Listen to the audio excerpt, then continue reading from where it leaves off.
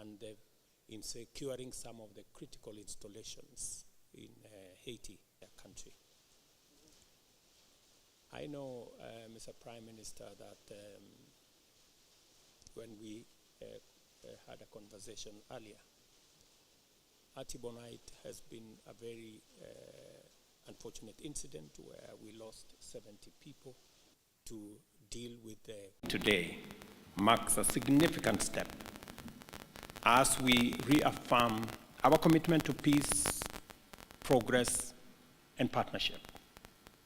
I am pleased to announce that an additional 600 Kenyan police officers are completing their pre-deployment training and will be ready for duty next month. Our officers are working closely with the Haitian National Police to restore order, protect critical infrastructure, and create safe spaces where Haitians can thrive. In collaboration, they have already recaptured key sites: the General Hospital, the National Palace, and other critical infrastructure. This process stands stark in contrast to the uncertainty that once prevailed around any meaningful deployment in Haiti. I commend the demonstrated professionalism of the MSS and urge them to remain steadfast in discharging their responsibilities. The conduct of MSS is a testament to the integrity of Kenya's security deployment within the country and around the world, which I am certain is one of the reasons Kenya was yesterday elected to serve at the UN Human Rights Council for the period 2025 to 2027. When I visited the Multinational Security Support Mission in Port-au-Prince on September 21st, this year, the commander and his Haitian counterpart spoke of the positive momentum that has weakened the stronghold of gangs over the country and generated optimism for better days ahead in Haiti.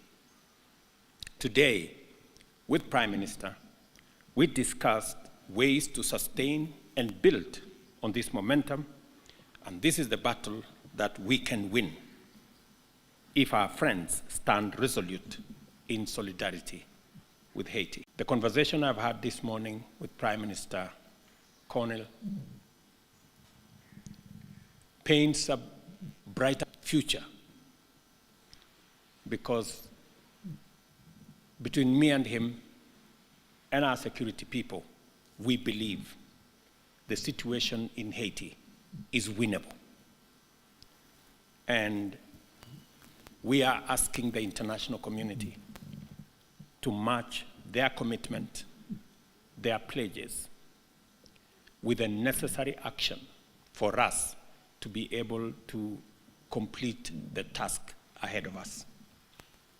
Kenya and Haiti, therefore, stand united in calling on the international community to urgently rally behind this mission. And the operation word here is urgently. We have a window of success that is evident from the operations that have been carried out already. And without wasting time, when resources are made available, there will be demonstrable progress on securing critical infrastructure, critical spaces for people to return to their homes. I must congratulate the President of El Salvador, who a few days ago signed into this program and is providing critical support. I will be speaking to him later for us to build a bigger collaboration with Bahamas, CARICOM, Canada, and of course the US in driving this multinational security support mission towards the intended mission that we all set out to achieve. The adoption by the UN Security Council of Resolution 2751 on 30th September 2024, extending the term of the multinational security support mission by another 1 year, signals strong global support. But however, words and pledges must be merged by concrete action. We therefore strongly implore our global partners to accelerate their contribution to the personnel, logistics, and financial resources necessary to sustain, expand, and complete this mission. Beyond security, we have also identified areas for collaboration in trade, tourism, cultural exchange, and to achieve lasting change, we must invest in economic growth and social connectivity. This is why Prime Minister Cornell and I discussed concrete steps to enhance trade and boost investment between our two nations. We envision a future where Kenya and Haiti, as well as the larger Caribbean region, are linked not only by shared values of democracy and rule of law, but also by dynamic economic exchanges to create jobs, spur innovation, and uplift communities. As we work together, we reaffirm our commitment to multilateralism as a powerful force for good. However, we recognize that global governance structures must evolve to reflect today's realities. Our shared challenges, from climate change to food security, demand institutions that are resilient, responsive, and equitable. Kenya and Haiti believe in the need for reform that realigns our institutions to serve the needs of all nations, ensuring a more just and sustainable world. In this spirit, we also champion the strengthening of ties between the Africa Union and the Caribbean community, regarded as the sixth region of Africa. By forging these alliances, we seek to enhance South-South cooperation and build a more interconnected, prosperous, and resilient global community. Everything is being done to make sure that we minimize casualties of both our security men and civilians, even as we deal with the criminals. Prime Minister just came out of UAE, who have committed to support this mission. El Salvador, as I told you, on the 3rd, which is just a week ago, also signed in to provide capabilities for the support for the multinational security mission. There are other consultations that are going on. Additional equipment have been provided. Additional air support has been provided thanks to Prime Minister's goodwill and coordination. So there is a lot more that is happening. Yes, we can do more, and the partners need to step up. That is correct. We have commitments that have been made by our global partners, and it is my position, alongside that of Prime Minister here, that every partner should, this is the moment to step up, and this is the moment to provide that critical support for us to be able to undertake the exercise at hand. We have a budget that takes us all the way to March next year.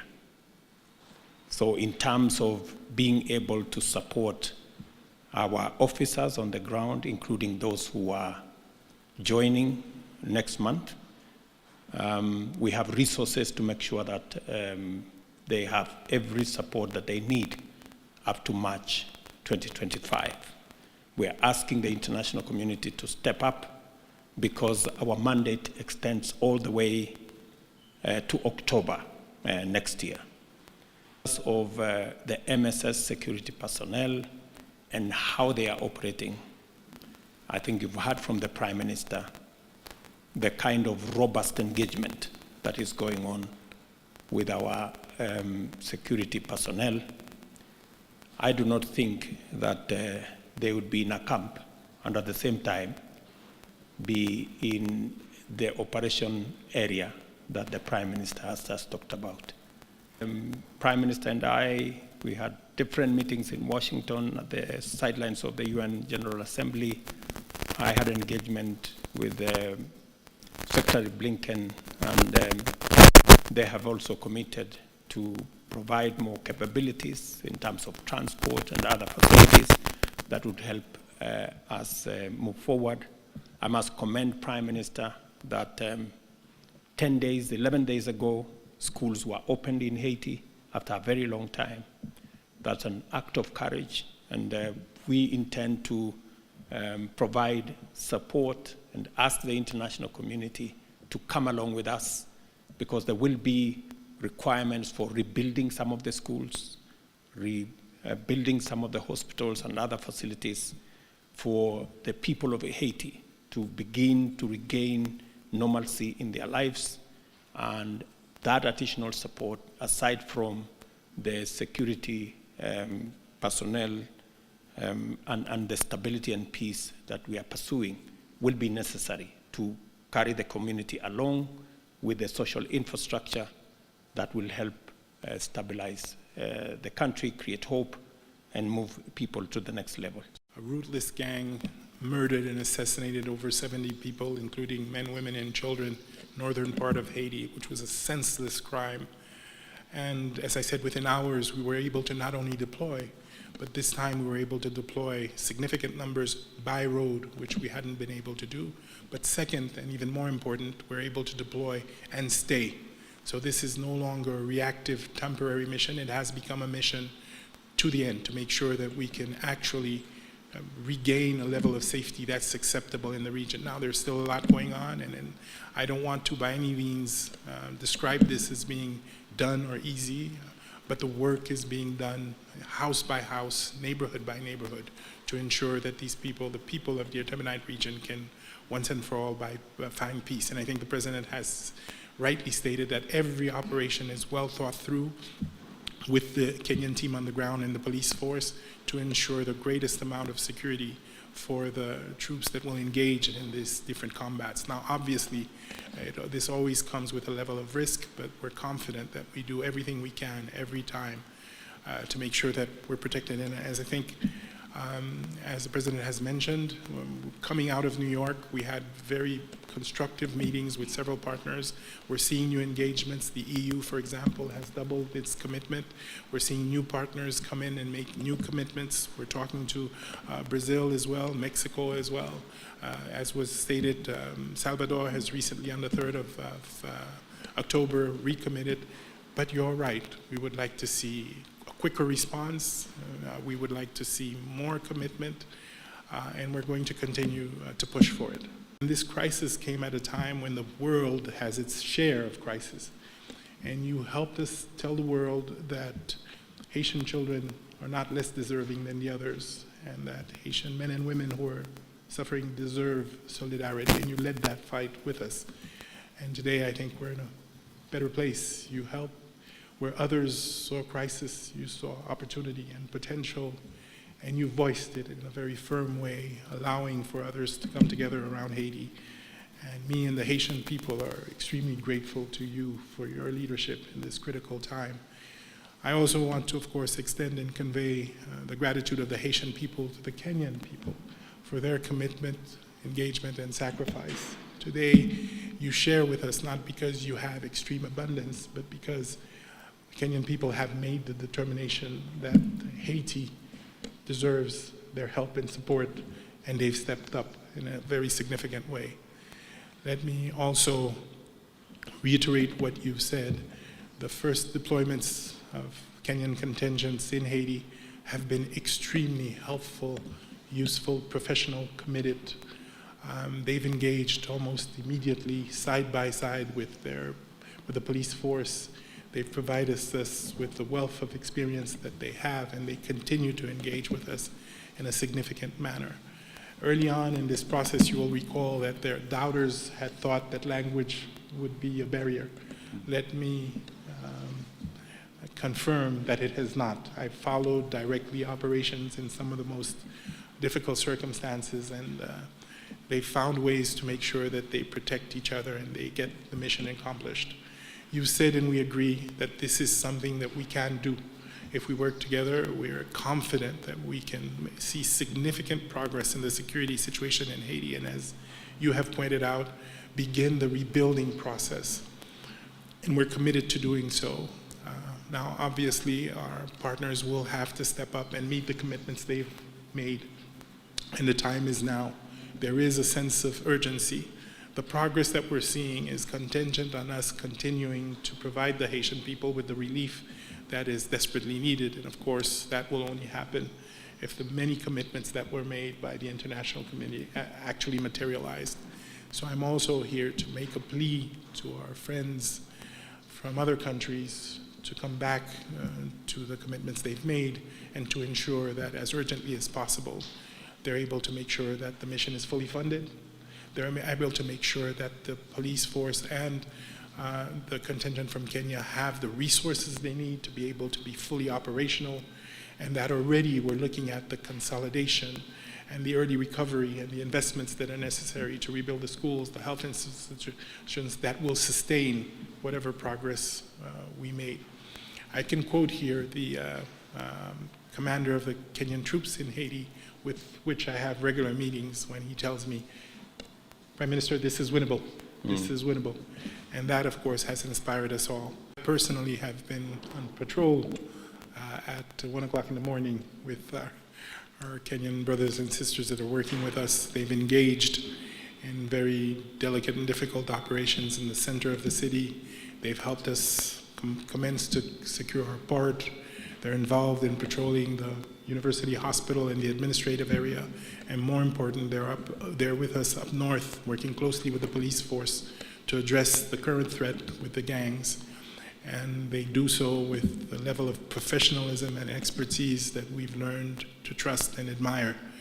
So I can tell you safely that, no, we are engaging. The leadership is also very much engaged with the leadership of the police force in strategic thinking, in understanding, in collecting intelligence, and finding out how to use it more effectively. So that exchange is also helping build up the capacity of the Haitian force itself. So let me be very clear. The presence of the two contingents that we have now have been extremely, extremely helpful in helping us make the progress that we are seeing now.